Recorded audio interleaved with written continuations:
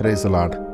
இன்னைக்கு 1 ராஜாக்கள் 2ஆம் அதிகாரத்தில் தாவீது சாலமனை நோக்கி சொன்ன அவருடைய இறுதியான கட்டளைகள், தன்னுடைய மகனுக்கு அவர் ராஜ்யபாரம், அவருடைய இன்ஹெரிட்டன்ஸ் எல்லாத்தையும் கொடுத்து விட்டு கர்த்தரிடத்துக்கு செல்லுகிறார். அவர் தன்னுடைய மரண காலத்தில் அவர் சொன்ன வார்த்தைகள் சாலமோனுக்கு. இந்த வார்த்தைகளில் அவர் தேவனிடத்தில் எப்படி அன்பு கூர்ந்தார், எப்படி தன்னுடைய ஓட்டத்தை உண்மையை உத்தமமாக முடித்தார் என்பதை நம்ம பார்க்க முடியுது. ஏன்னா நம்ம வாசிக்கிறோம், ஒருவரும் துரத்தாமல் இருக்கும்போதும் கூட துன்மார்க்கர் ஓடி போகிறாங்க, ஆனால் நீதிமான்கள் சிங்கத்தை போல இருக்கிறாங்கன்னு நீதிமொழிகளில் வாசித்தோம். அது மாதிரி தாவீதினுடைய வாழ்க்கை ஒரு அற்புதமான ஒரு ஓட்டம். அதிலிருந்து நம்ம நிறைய கற்றுக்கொள்ள முடியும். அவருடைய உண்மையுள்ள இருதயம் கர்த்தருக்கு முன்பாக எப்படி அவர் இருந்தார் என்பதற்கு அவர் இறுதியாக சாலமோனுக்கு கொடுத்த கட்டளைகளிலிருந்து கற்றுக்கொள்ள முடியும். ஸோ ஒரு 12 வசனங்களை இன்றைக்கி நம்ம தியானிப்போம். முதல் வசனம், தாவீது மரணமடையும் காலம் சமீபித்த போது அவன் தன் குமாரனாகிய சாலமோனுக்கு கட்டளையிட்டு சொன்னது, நான் பூலோகத்தார் யாவரும் போகிற வழியே போகிறேன். நீ திடன் கொண்டு புருஷனாயிரு. நீ என்ன செய்தாலும், நீ எங்கே போனாலும், எல்லாவற்றிலும் புத்திமானாய் இருக்கிறதற்கும் கர்த்தர் என்னை குறித்து உன் பிள்ளைகள் தங்கள் முழு இருதயத்தோடும் தங்கள் முழு ஆத்துமாவோடும் எனக்கு முன்பாக உண்மையாய் நடக்கும்படிக்கு தங்கள் வழியை காத்து கொண்டால் இஸ்ரவேலின் சிங்காசனத்தின் மேல் வீற்றிருக்கத்தக்க புருஷன் உனக்கு இல்லாமல் போவதில்லை என்று சொன்ன தம்முடைய வார்த்தையை திடப்படுத்துகிறதற்கும் மோசேயின் நியாயப்பிரமாணத்தில் எழுதியிருக்கிறபடி நீ உன் தேவனாகிய கர்த்தருடைய கட்டளைகளையும் கற்பனைகளையும் நியாயங்களையும் சாட்சிகளையும் கைக்கொள்ள அவர் வழிகளில் நடக்கும்படிக்கு அவருடைய காவலை காப்பாயாக. ஓகே, இதில் இந்த முதல்ல சொல்லப்பட்ட இந்த 3 வசனங்களை நம்ம தியானிப்போம். தாவீது சொல்கிறாரு, நான் பூலோகத்தார் யாவரும் போகிற வழியே போகிறேன். அதாவது தன்னுடைய மரணத்தின் நேரம் சமீபித்து வந்துவிட்டது என்பதை தாவீது நல்லா அறிந்திருக்கிறார். பாருங்களேன், ஓட்டத்தை எப்போ முடிக்க போகிறோங்கிறது தாவீதுக்கு தெரிஞ்சிருக்குது. அப்போ கர்த்தர் அவருக்கு அதை சொல்லி இருக்க வேண்டும்.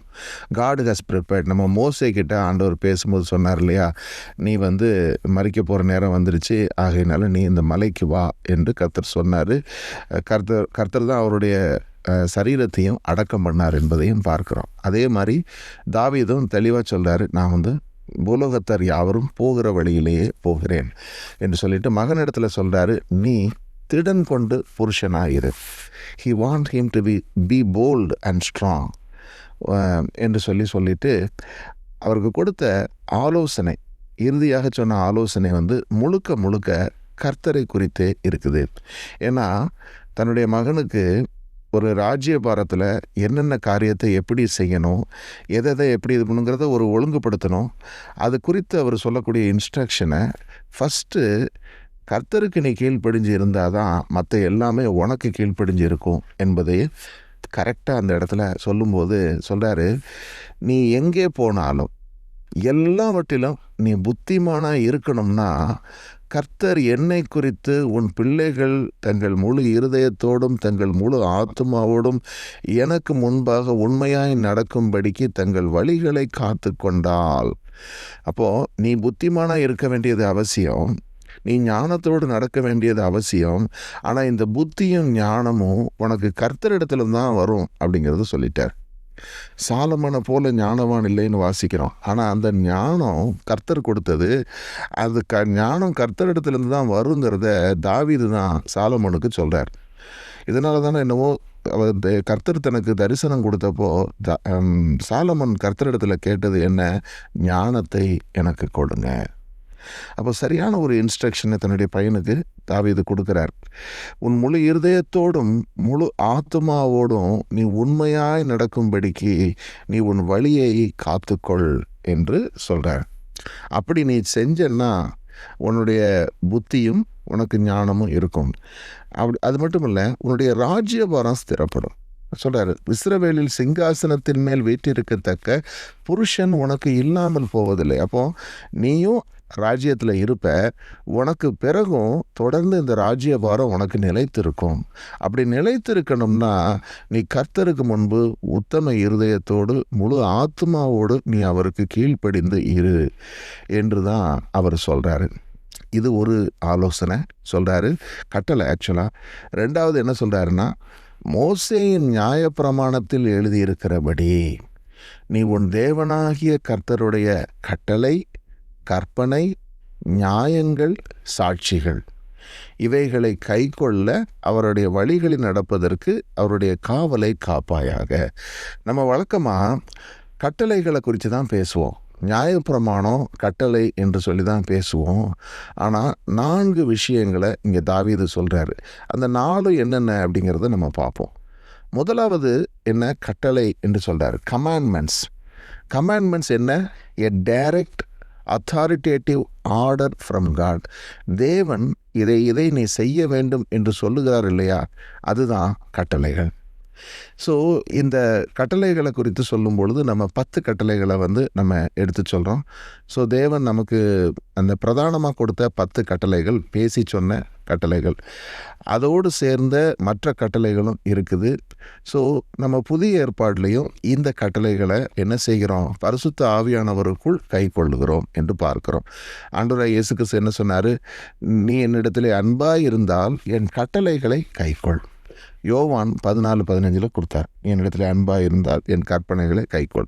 அப்போ தேவன் கொடுத்த கட்டளைகள் என்ன? நீ உன்னிடத்திலே அன்பு கூறுவது போல உன் அயலானிடத்திலும் அன்பு கூறுவாயாக.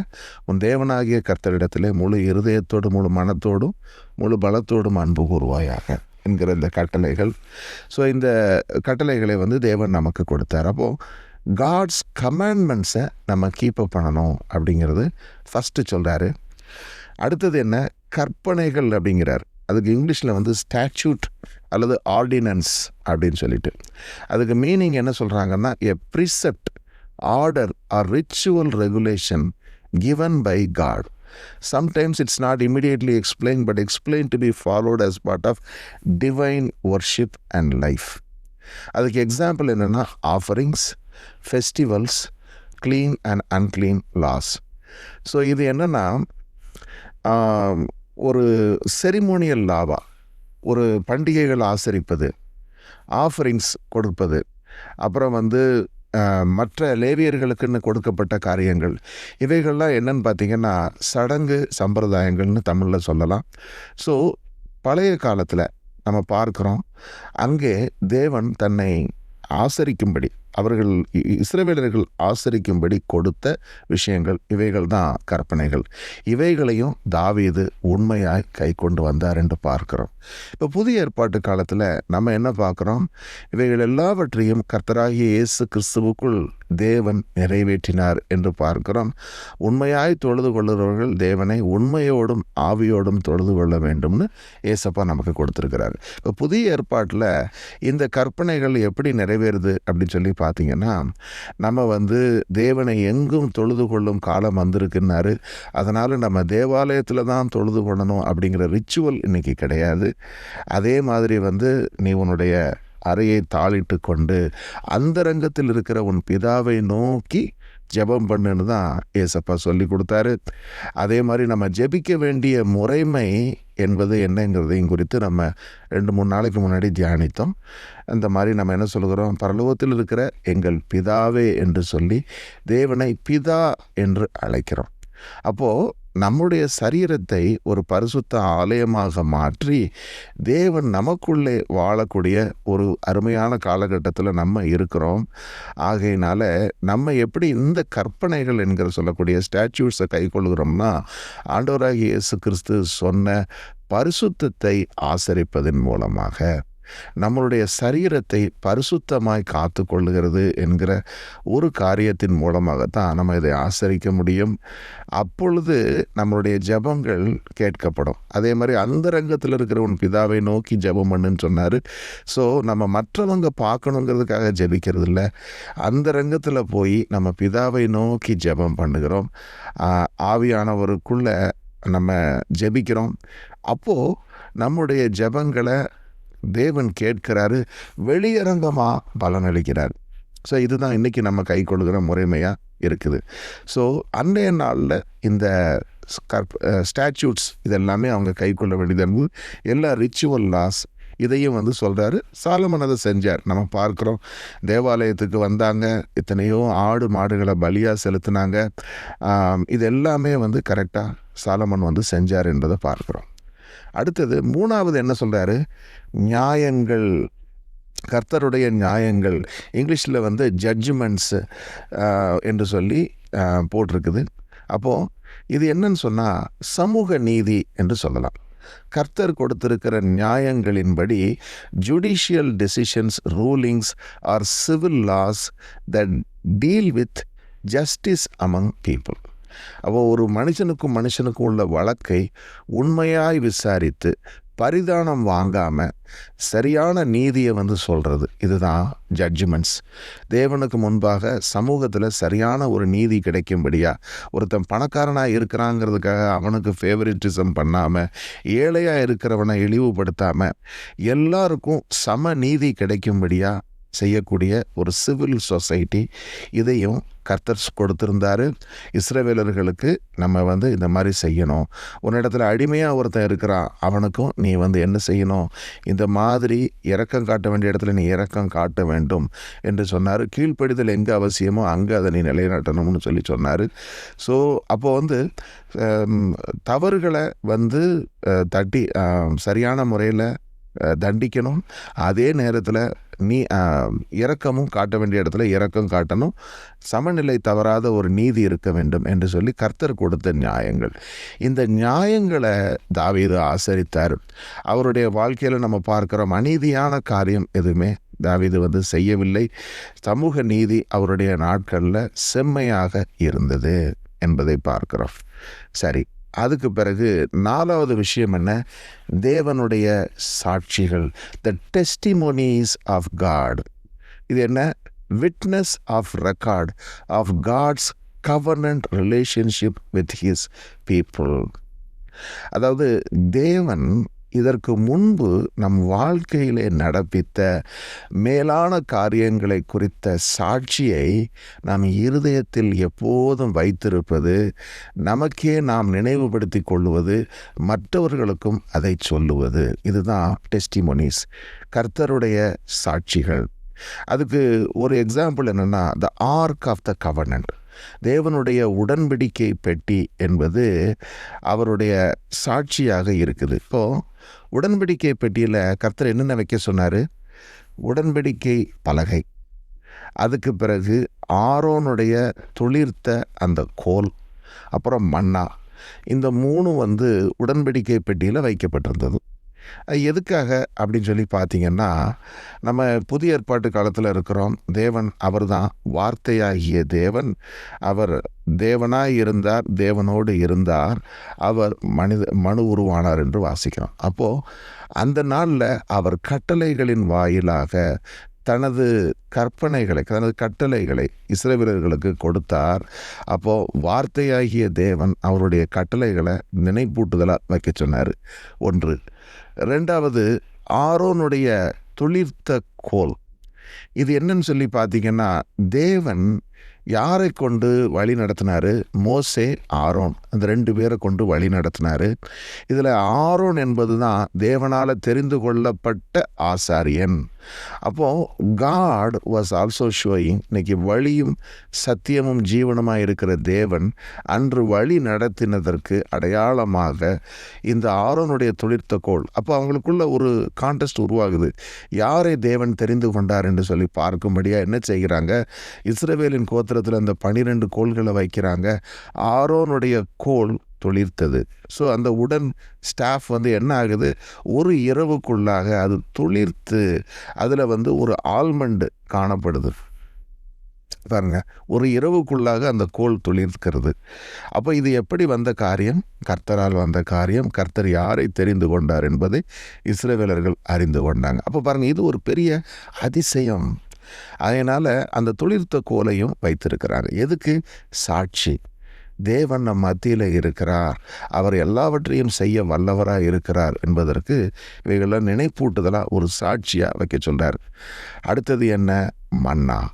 அவர்தான் ஜீவன் தரும் வார்த்தை என்பதற்கு அடையாளமாக அந்த நாளில் அந்த மன்னாவை தேவன் அருளி செய்தார். இஸ்ரவேலர்கள் 40 வருட காலம் வனாந்திரத்தில் அலைந்து திரிந்த பொழுதெல்லாம் மன்னாவை போஷித்தார். மனிதன் வாழ்வது அப்பத்தினால் மாத்திரமல்ல, தேவனுடைய வாயிலிருந்து புறப்பட்டு வரும் ஒவ்வொரு வார்த்தையினாலும் பிழைப்பான் என்பதற்கு அடையாளமாக தேவன் அவர்களுக்கு கொடுத்த அந்த மன்னா, அவர்கள் உழைக்கவும் இல்லை, அவர்கள் டாயில் மாயில் எதுவும் பண்ணலை, ஆனால் தேவன் அவர்களுக்கு மன்னாவை வருஷித்தார். காரணம் என்ன? கர்த்தர் தான் அழைத்து கொண்டு வந்தார், நான் உங்களுடைய தேவைகளை சந்திப்பேன் என்பதற்கு அடையாளமாக ஒவ்வொரு நாளும் அவர் மன்னாவை கொடுத்து அவர்களை போஷித்தார். இதையும் நினைப்பூட்டுதலாக கொண்டு வந்து வைக்க சொன்னார். ஏன்னா கரெக்டாக பார்த்தீங்கன்னா வாக்களிக்கப்பட்ட தேசத்தில் அவங்க அடியெடுத்து வைத்த உடனேயே இந்த மன்னா பொழிவது நின்று விட்டது. காரணம் என்ன? நிலத்தின் விளைச்சல்களை அவங்க சாப்பிட தொடங்கிட்டாங்க. ஆனால் அதை சாப்பிட போகிறதுக்கு முன்னாடி 40 வருஷம் அவங்களுக்கு இந்த மன்னா கிடைத்தது. அதுக்கு என்ன காரணம்? கர்த்தர் சொன்னார், நான் தான் உனக்கு உணவளிக்கக்கூடிய தகப்பனாக இருக்கிறேன் என்று சொல்லி. இப்போ இதுவும் நமக்கு இன்று நினைப்பூட்டுதலாக இருக்குது. நம்ம ஒவ்வொருவருமே தேவனை பற்றும் விசுவாசத்தினால தான் பிழைத்திருக்கிறோமே தவிர மற்றபடி அல்ல. நிச்சயமாகவே நம்ம வேலைக்கு செல்லுகிறோம், நமக்கு பொருளாதாரம் எல்லா தேவைகளையும் தேவன் நம்ம ஒவ்வொரு காரியங்கள் மூலமாக சந்திக்கிறார். ஒரு லைவ்லிஹுட், எல்லோரும் வேலை செய்கிறோம், சம்பாதிக்கிறோம், food is on the table. ஆனால் அந்த உணவை கொடுப்பது நம்மளுடைய இன்டலெக்சுவல் நாலேஜோ நம்மளுடைய திறமையோ வலிமையோ அல்ல, இது கர்த்தர் நமக்கு கொடுத்தது. அப்போது இதுவரைக்கும் கொடுத்தது அவர், இனிமையும் கொடுக்க போகிறது அவர் தான் என்பதை நம்ம நம்பிக்கை அவர் பேரில் இருக்கணுமே தவிர நம்மளுடைய சொந்த காரியங்களை வைத்து அல்ல என்பதற்கு நினைப்பூட்டுதலாம். அப்போ பாருங்கள், வழியும் சத்தியமும் ஜீவனுமாக இருக்கிறேன் என்று சொன்ன தேவன் அந்த நாளில் தனது சாட்சியாக இந்த உடன்படிக்கை பெட்டியை எஸ்டாப்ளிஷ் பண்ணுறாரு. அது அவர்களுக்கு நினைப்பூட்டுதலாக இருந்தது. இதுவும் தாவீதினுடைய இருதயத்தில் எப்போதும் இருந்தது. அதையும் சாலமனுக்கு கொடுக்கிறார். இந்த நினைப்பூட்டுதலை தான் சாலமன் மறந்து விட்டார். இது வரைக்கும் கர்த்தர் செய்தார், இனிமேலும் செய்வார் என்பதில் அவர் கொஞ்ச காலத்தில் அவர் அதை மறந்து விட்டார் என்று பார்க்கிறோம். நம்ம அதனால தான் என்ன செய்கிறோம்? வேத வசனமாகிய இந்த ஜீவ மன்னாவை ஒவ்வொரு நாளும் திரும்ப திரும்ப எடுத்து தினமும் தியானிக்கிறோம். காரணம் என்ன? மறந்து போய் விடுகிறோம். கர்த்தர் செய்த நன்மைகளை ஒரு நாள் காலையில் செய்கிறத நம்ம சாயந்தரத்துக்குள்ளே மறந்து விடுகிறோம். நமக்கு பார்த்துறீங்களா, நிறைய வாட்டி எனக்கு நடந்திருக்கு. மார்னிங்கில் பார்த்திங்கன்னா ஒரு பெரிய காரியம் நடந்திருக்கும், மனது முழுக்க சந்தோஷப்பட்டிருப்போம், ஆண்டவர் செஞ்சார், எவ்வளோ பெரிய காரியம் அப்படின்னு. சாயந்தரம் டெஸ்டிமனி கொடுக்கணும்னு யோசித்தா கூட சொல்லின்னு சில சமயத்தில் ஞாபகம் வர்றதில்லை என்ன நடந்ததுன்னு. இந்த மாதிரி நம்ம ஒரு ஃபர்கெட்ஃபுல் பீப்புளாக இருக்கிறோம். ஆக நமக்கு நினைப்பூட்டும்படி கர்த்தர் ஒவ்வொன்றையும் நினைவாக சில காரியங்களை வைக்க சொல்கிறாரு. அதே மாதிரி நம்மளும் நம்ம வாழ்க்கையில் ஆண்டவர் என்னென்ன நன்மைகள் செஞ்சாரோ, இவ்வளவோ மரணத்தின் கண்ணியிலிருந்து விடுவித்திருப்பார், இக்கட்டான சூழ்நிலைகளை நம்முடைய தேவைகளை சந்தித்திருப்பார், நமக்கு கொடுக்கப்பட்ட எல்லாமே, நம்ம பெற்றோர்கள் நமக்கு கொடுக்கப்பட்ட ஆஸ்தி ஒவ்வொன்றும் கர்த்தரால் வந்தது, எல்லாவற்றையுமே நம்ம நினைப்பில் வைத்திருக்க வேண்டும். Not because what we have achieved, but because what God has done in our life என்பதற்காக. சரி, ஸோ இது எல்லாமே பார்த்திங்கன்னா தாவீது தன்னுடைய மகனுக்கு சொன்ன காரியத்தில் 4ஆம் வசனத்திலிருந்து இதை நம்ம கற்றுக்கொள்கிறோம் ஒரு நீண்ட தியானத்தில். இப்போ 5ஆம் வசனத்தில் இன்னும் சில ஆலோசனைகளை சொல்கிறார். செரியாவின் குமாரனாகிய யோவாப் இஸ்ரவேலின் 2 சேனாதிபதிகளின் ஆகிய நேரின் குமாரன் அப்னேருக்கும் ஏதேரின் குமாரன் அமாசாவுக்கும் செய்த காரியத்தினால் எனக்கு செய்த குற்றத்தை நீ அறிந்திருக்கிறாயே. அவன் அவர்களை கொன்று சமாதான காலத்திலே யுத்த காலத்து இரத்தத்தை சிந்தி, யுத்த காலத்து இரத்தத்தை தன் அறையிலுள்ள கச்சையிலும் தன் கால்களில் இருந்த பாதரட்சையிலும் வடிய விட்டானே. ஆகையால் உன் யுக்தியின்படியே நீ செய்து அவனுடைய நரைமயிர் சமாதானமாய் பாதாளத்தில் இறங்க ஒட்டாதிரு. ஸோ யோவாப் என்கிற படைத்தலைவன் என்ன செய்கிறான்? 2 பேருடைய இரத்தத்தை சிந்துகிறான். யாரு? ஒன்று அப்னேர், இன்னொன்று அமாசா. இப்போது ஒரு போர் வீரனுக்கு யுத்த காலத்தில் இரத்தத்தை சிந்துவது என்பது ஒரு நீதி. காரணம் என்ன? அங்கே யுத்தம் நடக்கிறது, பகைவர்களுடைய இரத்தம் சிந்தப்படுகிறது, இப்படிப்பட்ட காரியம். ஆனால் இந்த யோவாப் என்ன செய்கிறான், சமாதான காலத்தில் தாவீதை நம்பி வந்த 2 பேரை அவன் கொன்று போட்டான் என்று பார்க்கிறோம். இதில் ஒன்று அப்னேர் வந்து சவுலினுடைய படைத்தலைவனாக வர்றான், தாவீதோடு சமாதானமாக பேசிவிட்டு போகிறான். ஆனால் அவனை இவன் கொன்று போட்டான். காரணம் என்ன? முன்பகை, விரோதத்தை மனதில் வைத்து அதை செய்தான். அதே மாதிரி இன்னொரு காரியம், இந்த 2 காரியத்தையும் அவன் செய்ததுனால தாவீது சொல்கிறாரு, அவனுடைய மரணம் நீ கொடுத்த தண்டனையாக இருக்கணும் என்று சொல்கிறாரு. அவனை தண்டிக்கணுங்கிறத சொல்கிறார். அதே மாதிரி சாலமன் அதை செய்கிறாரு. என்ன செய்கிறான்? இவன் போய் கர்த்தருடைய ஆலயத்தில் போய் ஒளிந்து கொள்ளுகிறான். அவன் சாலமன் தன்னை எப்படி கொன்றுவான்னு சொல்லி கர்த்தருடைய ஆலயத்தில் போய் அங்கே போய் ஒளிஞ்சிக்கிறான். ஆனால் என்ன சொல்லுகிறான்? பெனாயாவுக்கு உத்தரவு கொடுத்து இவன் போய் அவனை கொன்று போடு என்று சொல்கிறான் சாலமன். அவன் மீது விழுந்து அவனை கொன்று போட்டான் என்று பார்க்கிறோம். ஸோ தைரியமாக சாலமன் செய்த முதல் காரியம் அவனை தண்டனை கொடுக்குற ஒரு காரியம். அடுத்து 7ஆம் வசனம், கீலேயாத்தியனாகிய பர்சிலாயின் குமாரருக்கு தயை செய்வாயாக, அவர்கள் உன் பந்தியிலே சாப்பிடவர்களுடன் இருப்பார்களாக.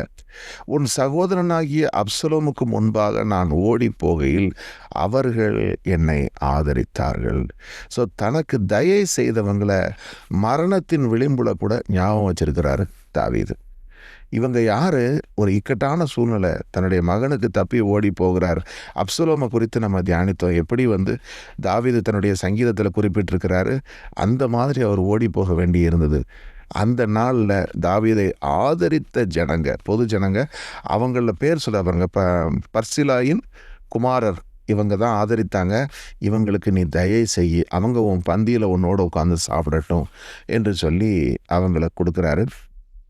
அடுத்து 8ஆம் வசனம், மேலும் பகூரின் ஊரானாகிய பென்யமீனாகிய கேராவின் மகன் சிமேயி உன்னிடத்தில் இருக்கிறான்.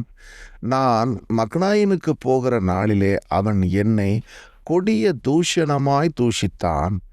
ஆனாலும் அவன் யோர்தானிலே எனக்கு எதிர்கொண்டு வந்தபடியினால் நான் உன்னை பட்டயத்தாலே கொன்று போடுவதில்லை என்று கர்த்தர் மேல் அவனுக்கு ஆணையிட்டு கொடுத்தேன். ஆகிலும் நீ அவனை குற்றமற்றவன் என்று எண்ணாதே. நீ புத்திமான். அவனுடைய நரைமயிரை இரத்தத்துடன் பாதாளத்தில் இறங்க பண்ண நீ அவனுக்கு செய்ய வேண்டியதை அறிவாய் என்றான். ஸோ தாவீது கர்த்தரோடு இருந்ததுனால அவரிடத்துல அன்பும் இரக்கம், அதே நேரத்தில் தேவனுடைய நீதியும் இருந்தது. தேவன் என்ன செய்கிறாரு? பாவிகளை தண்டிப்பார். இறுதி வரைக்கும் மனம் திரும்பாமல் இருக்கிறவர்களுக்கு என்ன நடக்கும்? பட்டயத்தை கருக்காக்குவார்னு இருக்கு. அப்போது ஒரு குற்றமற்ற ஒருவனை மனம் திரும்புதலுக்குள், அதாவது வழி விலகி போனவனை மனம் திரும்புதலுக்குள்ளே நடத்துகிறாரு. ஆனால் பகிரங்கமாக தன்னுடைய பாவத்தை மறைக்காமல் வாழக்கூடிய ஒருத்தன் என்ன செய்கிறான்? இறுதியில் நியாய தீர்ப்பை பெறுகிறான். இப்போ இங்கே ஒரு உதாரணம் சொல்லப்படுது. இவன் யார்? சிமேயி என்கிற ஒரு மனுஷன்.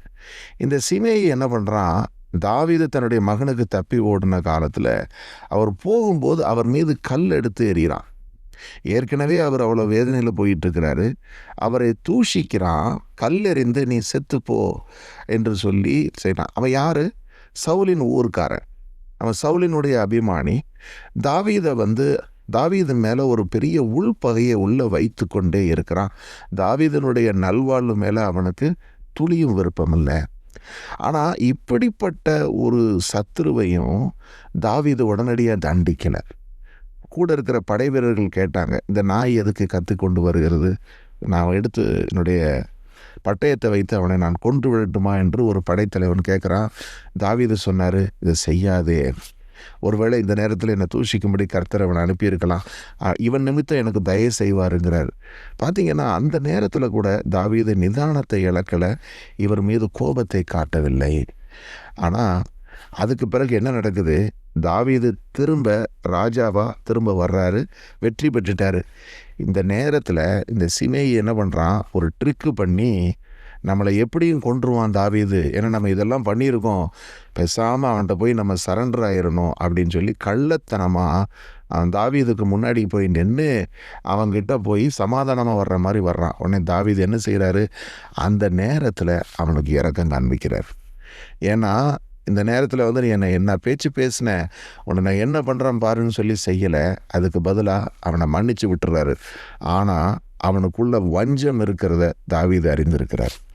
அதனால தான் சாலமோனுக்கு சொல்கிறாரு, நீ அவனை நியாயமாய் அவனை வந்து நீ தண்டனைக்கு உட்படுத்து அப்படின்னு சொல்கிறாரு.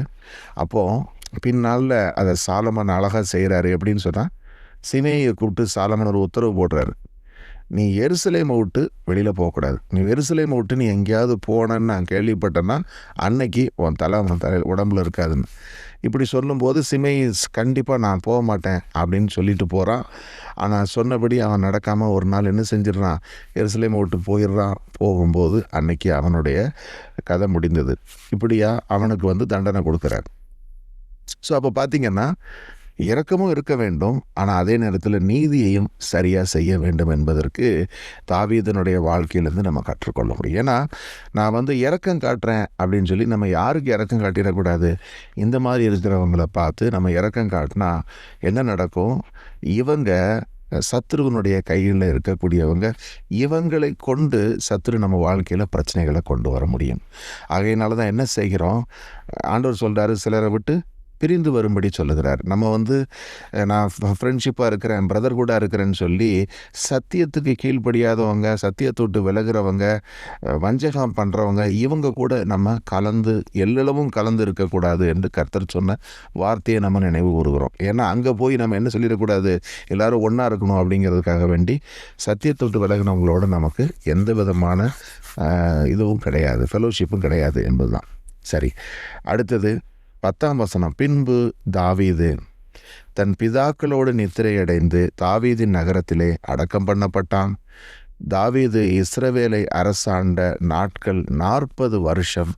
அவன் எப்ரோனிலே 7 வருஷமும் எருசலேமிலே 33 வருஷமும் அரசாண்டான். சாலமன் தன் தகப்பனாகிய தாவீதனுடைய சிங்காசனத்தின் மேல் வீற்றிருந்தான். அவனுடைய ராஜ்யபாரம் மிகவும் ஸ்திரப்பட்டது. ஆமேன். இப்போ நம்ம கற்றுக்கொண்ட இந்த வார்த்தைகளை நினைவு கூறுவோம். நம்ம எப்படி தாவீது கர்த்தருக்கு முன்பு உண்மையாக இருந்தார் என்பதற்கு இந்த வார்த்தைகள் சாட்சியாக இருக்குது. நம்மளும் இதை கை கொண்டு வாழ நம்ம ஜெபிப்போம். எங்களை மிகவும் நேசிக்கிற நல்ல தகப்பனே, இந்த நாளில் நாங்கள் தியானித்த இந்த வசனங்கள் மூலம் தாவீது என் இருதயத்துக்கு ஏற்றவன் என்று கர்த்தரே தாவீதை குறித்து சாட்சி கொடுத்தீங்க. அப்போ அவர் எவ்வாறு கர்த்தருடைய நியாயங்கள், அவருடைய கற்பனைகள், கட்டளைகள், சாட்சிகளை கை கொண்டு நடந்தாரோ அதே போல் நாங்களும் கர்த்தருடைய கட்டளைகளை கை கொண்டு நடக்க, அதன் மூலம் நாங்கள் தேவனிடத்தில் அன்பாக இருக்கிறோம் என்பதை நாங்கள் வெளிப்படுத்த, அதே போல் உமது சாட்சிகளை எப்போதும் நினைவில் கொண்டு தேவன் எங்களுக்கு வழியும் சத்தியமும் ஜீவனுமாய் இருக்கிறீங்க என்பதை எப்போதும் நினைப்பூட்டி எங்களுக்கு நாங்களும்